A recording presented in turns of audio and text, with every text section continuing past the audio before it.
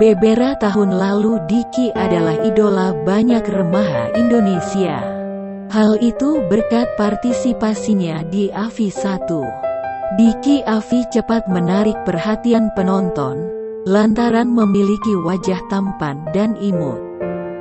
Serta suaranya bagus. Belasan tahun berlalu, Diki AVI tak lagi warawiri di televisi. Rupanya, Diki AVI kini banting setir.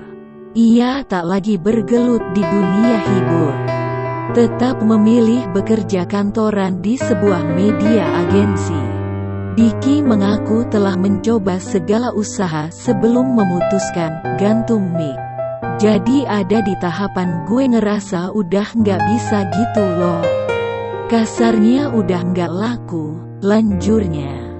Diki pun akhirnya memutuskan untuk mencari hal lain untuk menghasilkan uang.